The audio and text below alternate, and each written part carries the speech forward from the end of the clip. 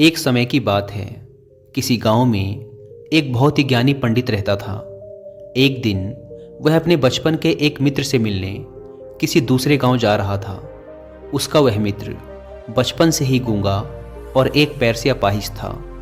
पंडित के गांव से मित्र का गांव काफ़ी दूर था और रास्ते में और भी कई सारे छोटे छोटे गांव पड़ते थे।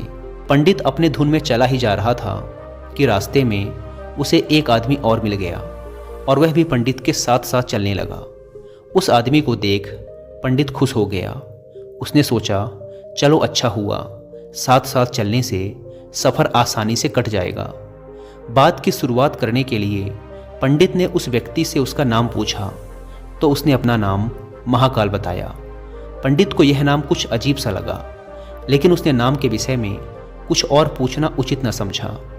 दोनों धीरे धीरे साथ में चल ही रहे थे कि तभी रास्ते में एक गांव पड़ा। गांव का प्रवेश द्वार आते ही महाकाल ने पंडित से कहा, तुम आगे चलो, मुझे इस गांव में एक संदेश देना है, मैं तुमसे आगे मिलता हूँ। पंडित ने कहा, ठीक है, और वह आगे चल पड़ा। थोड़ी ही देर में उस गांव में एक खबर फैली कि एक व्यक्ति को भैंसे ने अपनी सींग में फंसाकर मार दिया है। जैसे ही भैंसे ने उस व्यक्ति को मारा, ठीक थोड़ी ही देर में महाकाल पंडित के पास वापस आ गया। फिर दोनों चलना शुरू कर देते हैं और चलते चलते एक दूसरे गांव के बाहर पहुंचते हैं। उस गांव के बाहर एक बड़ा सा मंदिर बना था और ठहरने की व्यवस्था भी अच्छी लग रही थी। पंडित के मित्र का गांव भी अभी वहां से काफ़ी दूर था और रात भी होने वाली थी। तो पंडित ने महाकाल से कहा, रात्रि होने वाली है, पूरे दिन चलते चलते थक भी चुके हैं और भूख भी लग रही है, तो भोजन करके यहीं रात्रि विश्राम कर लेते हैं, फिर सुबह आराम से आगे की यात्रा करेंगे। महाकाल ने कहा, ठीक है, मुझे इस गांव में किसी को कुछ ज़रूरी सामान देना है, तुम भोजन करके आराम करो, मैं बाद में आकर भोजन कर लूँगा। इतना कहकर वह वहाँ से चला गया। लेकिन उसके जाते ही कुछ ही देर में गांव में धुआं उठता दिखाई दिया और देखते ही देखते पूरे गांव में आग लग गई। पंडित ने आश्चर्य से सोचा कि यह महाकाल जहाँ भी जाता है वहाँ कोई न कोई अनहोनी जरूर हो जाती है, कुछ तो गड़बड़ है इस व्यक्ति में। लेकिन पंडित ने रात्रि में महाकाल से इस बारे में कुछ भी पूछना ठीक न समझा। सुबह होते ही फिर दोनों ने अपने गंतव्य की ओर चलना शुरू कर दिया। कुछ देर चलने के बाद रास्ते में फिर एक गांव आया। महाकाल ने फिर पंडित से कहा, आप आगे चलते रहिए, मुझे इस गांव में भी एक ज़रूरी काम है, मैं जल्दी से वह काम निपटा कर आपसे आगे वाले रास्ते में मिलता हूँ। यह कहकर महाकाल वहाँ से चला गया। लेकिन पंडित इस बार आगे नहीं गया। वह वहीं खड़ा होकर महाकाल को देखता रहा कि वह कहाँ जाता है और क्या करता है। तभी थोड़ी देर बाद लोगों की आवाज़ सुनाई देने लगी कि एक व्यक्ति को सांप ने काट लिया है और उसकी मृत्यु हो गई है। ठीक उसी समय महाकाल फिर पंडित के पास पहुंच गया, लेकिन इस बार पंडित से रहा नहीं गया और उसने महाकाल से पूछ ही लिया कि तुम जिस भी गांव में जाते हो वहां कोई ना कोई अनहोनी जरूर हो जाती है, क्या तुम मुझे बता सकते हो कि ऐसा क्यों होता है? महाकाल ने कहा, पंडित जी, आप तो मुझे बहुत ज्ञानी मालूम पड़े थे, इसीलिए मैं आपके साथ चलने लगा था, क्योंकि ज्ञानियों का साथ बहुत अच्छा होता है, परंतु आप अभी तक समझ नहीं पाए कि मैं कौन हूँ। पंडित ने कहा, मैं समझ तो गया हूँ, लेकिन मुझे कुछ शंका है। अगर आप ही अपना उपयुक्त परिचय दे दें तो मेरे लिए आसानी होगी। तब महाकाल ने जवाब दिया कि मैं यमदूत हूँ और यमराज की आज्ञा से उन लोगों के प्राण हरण करता हूँ जिनकी उम्र पूरी हो चुकी है। हालांकि पंडित को पहले से ही इस बात की आशंका थी, फिर भी महाकाल के मुंह से यह बात सुनकर वह घबरा गया।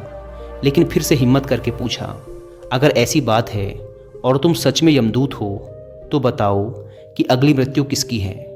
यमदूत ने जवाब दिया, अगली मृत्यु तुम्हारे उसी मित्र की है जिससे तुम मिलने जा रहे हो, और उसकी मृत्यु का कारण भी तुम ही बनोगे। यह बात सुनकर पंडित सहम गया और सोच में पड़ गया कि अगर सच में यह महाकाल यमदूत हुआ तो उसकी बात भी सच होगी और उसके कारण मेरे बचपन के सबसे अच्छे मित्र की मृत्यु हो जाएगी।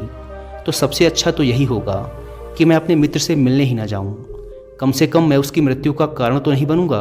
महाकाल ने मुस्कुराते हुए कहा, तुम जो सोच रहे हो वो सब मुझे पता है, मगर तुम्हारे अपने मित्र से मिलने ना जाने से नियति नहीं बदल जाएगी। तुम्हारे मित्र की मृत्यु तो निश्चित है और वह अगले कुछ ही पलों में घटित होने वाली है।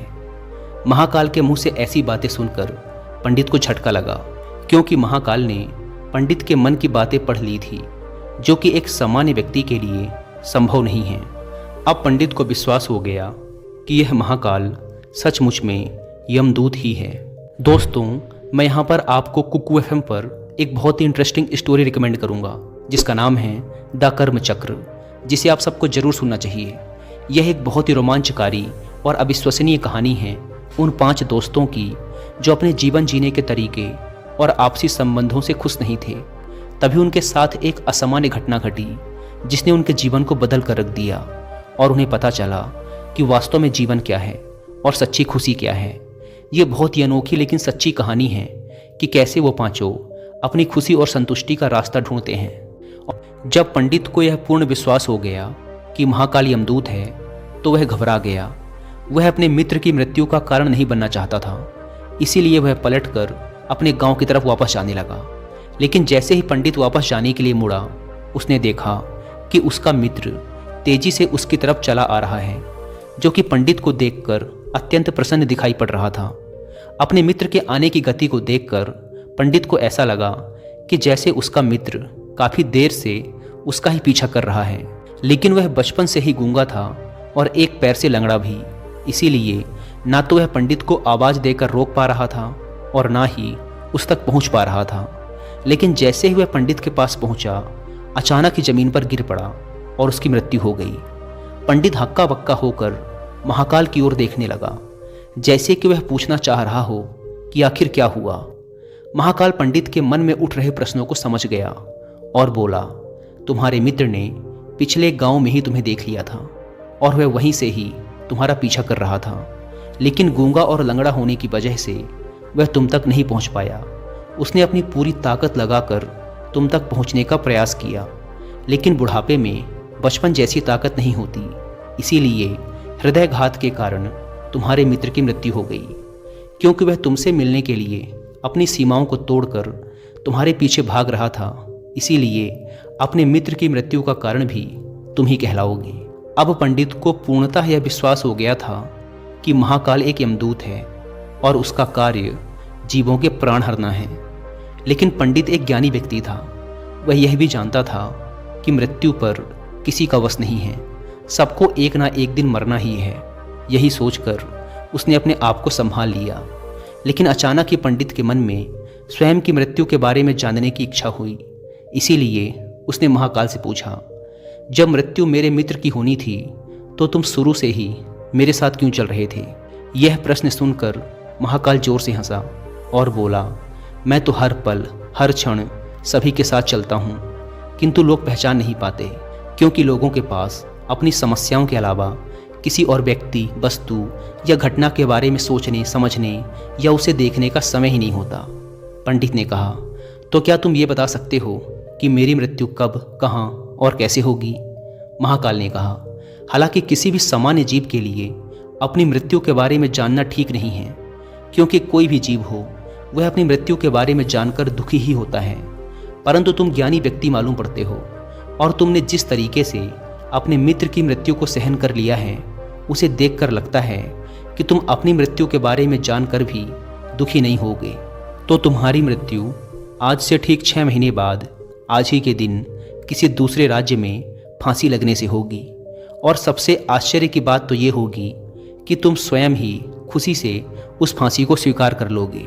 इतना कहकर महाकाल वहाँ से चला गया, क्योंकि अब महाकाल के पास पंडित के साथ चलते रहने का कोई कारण ना था। इसके बाद पंडित ने अपने मित्र के शरीर का अंतिम संस्कार किया और यथाशक्ति उसके क्रियाकर्म करके अपने गांव वापस आ गया। लेकिन कोई व्यक्ति कितना भी ज्ञानी क्यों ना हो, अपनी मृत्यु के बारे में जानकर दुखी तो होता ही है और मृत्यु से बचने का कोई ना कोई उपाय भी खोजता है। तो पंडित ने भी वही किया। क्योंकि पंडित विद्वान था, इसीलिए उसकी पहचान उस राज्य के राजा तक थी। पंडित ने सोचा कि राजा के पास तो कई सारे ज्ञानी मंत्री हैं, वो मेरी मृत्यु से संबंधित समस्या का कोई ना कोई समाधान निकाल ही लेंगे। पंडित यही सब सोचता हुआ राज दरबार में पहुंच जाता है और राजा से सारी घटना कह सुनाता है। राजा ने अपने मंत्रियों को सारी समस्या बताई और उनसे सलाह मांगी। अंत में सभी ने विचार विमर्श करके कहा, अगर पंडित की बात सही है तो उसकी मृत्यु भी 6 महीने बाद ही होगी, लेकिन मृत्यु तो तब होगी जब वह किसी दूसरे राज्य में जाएगा। यदि वह किसी दूसरे राज्य में जाए ही ना तो मृत्यु ही नहीं होगी। मंत्रियों की यह सलाह राजा को भी सही लगी। इसके बाद पंडित के रहने की सारी व्यवस्था महल में ही कर दी गई और राजा के आदेश के बिना उस पंडित से किसी को भी नहीं मिलने दिया जाता था। लेकिन पंडित कहीं भी आ जा सकता था ताकि पंडित को ये न लगे कि वो राजा की कैद में है। परंतु पंडित डर के मारे स्वयं ही कहीं आता जाता नहीं था। धीरे धीरे महीने गुजरे और पंडित की मृत्यु का समय नज़दीक आने लगा और अंततः वह भी दिन आ गया जिस दिन पंडित की मृत्यु होनी थी। तो जिस दिन पंडित की मृत्यु होनी थी उसकी एक रात पहले पंडित डर के मारे जल्दी ही सो गया ताकि जल्दी से वह रात बीत जाए और अगला दिन आ जाए ताकि मृत्यु टल सके। लेकिन पंडित को नींद में चलने की बीमारी थी और अपनी इस बीमारी के बारे में वह स्वयं ही नहीं जानता था। तो फिर राजा, मंत्री या किसी वैद्य को इसके बारे में बताने का कोई प्रश्न ही नहीं उठता। पंडित अपनी मृत्यु को लेकर बहुत चिंतित था, इसीलिए वह पिछले कई दिनों से ठीक से सो भी नहीं पाया था। और नींद में चलने की बीमारी भी तभी होती है जब व्यक्ति ठीक से सो नहीं पा रहा हो। तो उस रात भी पंडित को नींद में चलने का दौरा पड़ा। वह उठा और महल से निकलकर अस्तबल में गया। क्योंकि पंडित राजा का खास मेहमान था, इसीलिए किसी भी पहरेदार ने उसे नहीं रोका और ना ही किसी तरह की कोई पूछताछ की। अस्तबल में पहुंचकर वह सबसे तेज चलने वाले घोड़े की पीठ पर सवार होकर नींद में ही अपने राज्य की सीमा से बाहर दूसरे पड़ोसी राज्य में चला गया। इतना ही नहीं, वह दूसरे राज्य के राजा के महल में पहुंच गया। उस महल के पहरेदारों ने भी उसे नहीं रोका और ना ही कोई पूछताछ की। सभी लोग रात्रि का अंतिम प्रहर होने के कारण गहरी नींद में थे। वह पंडित सीधे राजा के शयन कक्ष में पहुंचा जहां राजा और रानी सो रहे थे। वहीं पंडित भी जाकर सो गया। सुबह हुई तो राजा ने पंडित को रानी के बगल में सोया हुआ देखा तो वह बहुत क्रोधित हो गया। राजा ने पंडित को कैद करने का आदेश दे दिया। पंडित गिरफ्तार हो गया। लेकिन पंडित तो भौचक्का था। उसे तो कुछ समझ नहीं आ रहा था कि आखिर वह दूसरे राज्य में और राजा के शयन कक्ष तक कैसे पहुंचा। लेकिन वहां उसकी ये सब सुनने वाला कौन था। राजा ने पंडित को दरबार में पेश करने का आदेश दिया। थोड़ी देर बाद पंडित को दरबार में लाया गया। पंडित को देखते ही राजा इतना आग बबूला हो गया कि उसे फांसी पर चढ़ा देने का हुक्म सुना दिया। फांसी की सजा सुनकर पंडित कांप गया, लेकिन फिर भी थोड़ी सी हिम्मत जुटाकर राजा से बोला, महाराज, मैं नहीं जानता कि मैं राजमहल तक कैसे पहुंचा। मैं यह भी नहीं जानता हूं कि आपके शयन कक्ष तक मैं कैसे आया और आपके महल के किसी पहरेदार या सैनिक ने मुझे रोका क्यों नहीं। लेकिन मैं इतना जरूर जानता हूं कि आज मेरी मृत्यु होनी थी और वो होनी भी जा रही है। राजा को यह बात थोड़ी अजीब लगी। उसने पंडित से पूछा, तुम्हें कैसे पता कि आज तुम्हारी मृत्यु होनी है। राजा के इस प्रश्न के जवाब में पंडित ने पिछले 6 महीने का सारा वृत्तांत राजा को कह सुनाया और बोला, महाराज, मेरा क्या, किसी भी सामान्य व्यक्ति में इतना साहस नहीं कि वह राजा के शयन कक्ष में राजा की उपस्थिति में रानी के साथ सो जाए। राजा को पंडित की बात में थोड़ा तर्क दिखाई पड़ा, परंतु उसने सोचा कि यह मृत्यु से बचने के लिए महाकाल और उसके द्वारा अपने मृत्यु की भविष्यवाणी की कहानी बना रहा है। इसीलिए राजा ने पंडित से कहा, यदि तुम्हारी बात सत्य है और आज ही तुम्हारी मृत्यु का दिन है, जैसा कि यमदूत महाकाल ने तुमसे कहा था, तो आज तुम्हारी मृत्यु का कारण मैं नहीं बनूंगा। लेकिन यदि तुम्हारी बात झूठी निकली तो निश्चित ही आज तुम्हारी मृत्यु का दिन होगा। क्योंकि जिस राज्य से पंडित आया था उस राज्य का राजा इस राजा का मित्र था। इसीलिए इस राजा ने तुरंत अपने कुछ सैनिकों को पड़ोसी राजा के पास भेजकर पंडित की बात की सत्यता का प्रमाण मांगा। भेजे गए सैनिक शाम तक लौटे और उन्होंने राजा को बताया कि महाराज, पंडित जो कुछ भी कह रहा है वो सब सत्य है। पड़ोसी राज्य के राजा ने पिछले 6 महीने से पंडित के रहने की सारी व्यवस्था अपने ही महल में कर रखी थी। पंडित राजा का खास मेहमान था। कल शाम राजा आखिरी बार पंडित से उसके कक्ष में मिले थे और उसके बाद यह इस राज्य में कैसे पहुंच गया इसकी जानकारी किसी को भी नहीं है। इसीलिए उस राज्य के राजा के अनुसार पंडित को फांसी की सज़ा देना ठीक नहीं है। लेकिन राजा के सामने एक नई समस्या थी, क्योंकि उसने बिना पूरी बात जाने ही पंडित को फांसी की सज़ा सुना दी थी। इसीलिए अगर पंडित को फांसी नहीं दी जाती तो राजा के वचन का अपमान हो जाएगा, लेकिन अगर राजा की बात का मान रखा जाए तो बेवजह ही एक निर्दोष व्यक्ति की मौत हो जाएगी। राजा ने अपने सभी मंत्रियों से इस बारे में सुझाव मांगा तो मंत्रियों ने राजा को सुझाव दिया कि महाराज, पंडित को एक कच्चे सूत के धागे से फांसी लगवा दी जाए। इससे आपके कथन का भी मान रह जाएगा और कच्चे सूत के धागे से पंडित को फांसी भी नहीं लगेगी और उसके प्राण भी बच जाएंगे। राजा को मंत्रियों का यह सुझाव पसंद आया और उसने ऐसा ही करने का आदेश दे दिया। पंडित के लिए कच्चे सूत के धागे से फांसी का फंदा बनाया गया और नियम के अनुसार पंडित को फांसी पर चढ़ाया जाने लगा। सभी लोग बहुत खुश थे कि ना तो पंडित मरेगा और ना ही राजा का वचन खाली जाएगा। पंडित को भी पूर्ण विश्वास था कि सूत के धागे से तो उसकी मृत्यु हो ही नहीं सकती, इसीलिए वह भी खुशी खुशी फांसी पर चढ़ने के लिए तैयार हो गया। जैसा कि महाकाल ने भविष्यवाणी की थी कि तुम खुद ही अपनी फांसी को स्वीकार करोगे। लेकिन जैसे ही पंडित को फांसी दी गई, सूत का धागा तो टूट गया, लेकिन टूटने से पहले उसने अपना काम कर दिया था। पंडित के गले की एक नस सूत के धागे के झटके से कट चुकी थी और पंडित जमीन पर पड़ा तड़प रहा था। हर धड़कन के साथ उसके गले से खून की फुहार निकल रही थी और देखते ही देखते पंडित का शरीर पूरी तरह से शांत हो गया। सभी लोग आश्चर्यचकित थे और पंडित को मरता हुआ देख रहे थे।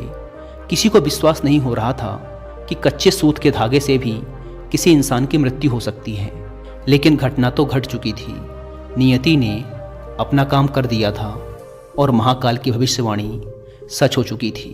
श्रीमद् भगवद गीता में भगवान श्री कृष्ण ने कहा है, जो होना होता है वो होकर ही रहता है।